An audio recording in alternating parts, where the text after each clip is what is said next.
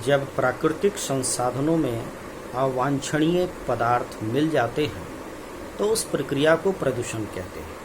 अब प्रदूषण की समस्या आज एक विकराल रूप ले चुकी है।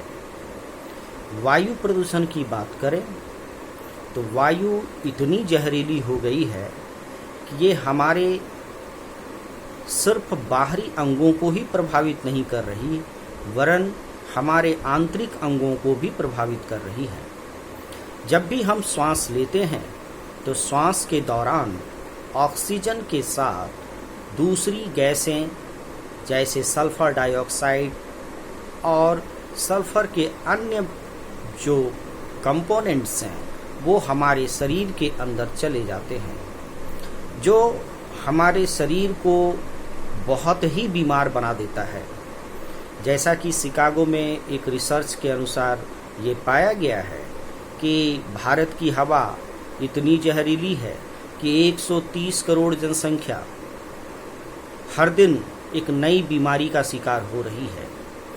जहाँ तक देखा जाए बहुत सारी संस्थाएं हैं, सिर्फ इन्हीं मानकों पर, सिर्फ एक अध्ययन को अपने सामने रखकर, अपने इस अध्ययन को रख करके एक अपने कार्यों की तीसरी समझ लेते हैं।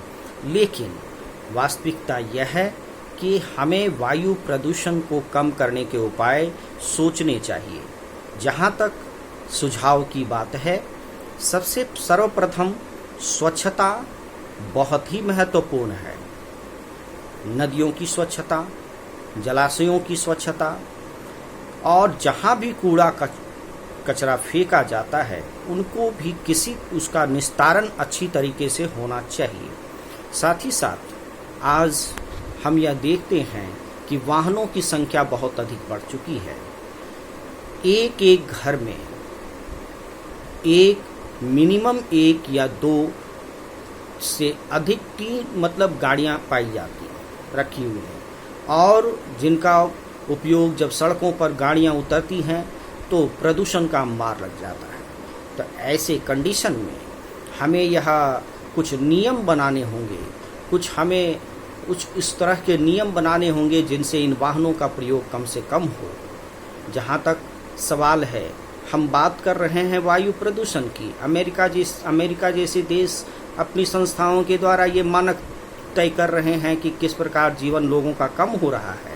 दूसरी तरफ हम देख रहे हैं कि यूक्रेन जैसे देश को रासायनिक युद्ध के लिए तैयार किया जा रहा है।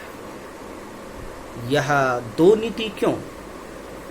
इधर हम वायु प्रदूषण को कम करने की बात करते हैं और दूसरी तरफ हम देखते हैं कि अमेरिका यूक्रेन को रासायनिक हथियार उपयोग में लाने की सलाह दे रहा है, जो बहुत ही खतरनाक है।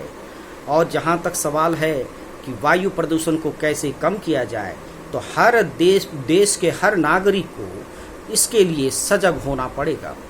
वृक्षारोपण और वायु को प्रदूषित करने वाले जितने भी कारक हैं उनका उपयोग कम से कम किया जाना चाहिए।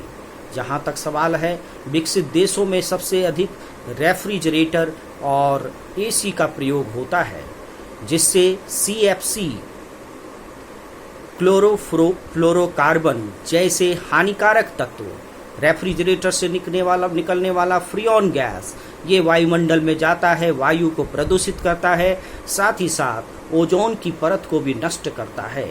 तो जहाँ तक वायु प्रदूषण को कम करने की बात है, तो हमें हर तरह से वायु को प्रदूषित होने से बचाने के प्रयास करने चाहिए। किसी भी चीज़ को, प्लास्टिक को या अन्य चीज़ को बिल्कुल उसको जलाया तो जाए, लेकिन उसका निस्तारण भी अच्छे तरीके से किया जाए। तो इस प्रकार से वायु को प्रदूषित होने से बचाने का प्रयास किया जाना चाहिए, क्योंकि यह हमारे अस्तित्व से, मानव जीवन के अस्तित्व से जुड़ा है। और इस बात पर विचार अवश्य करना चाहिए। हर मनुष्य को, हर नागरिक को इस पर विचार करना चाहिए।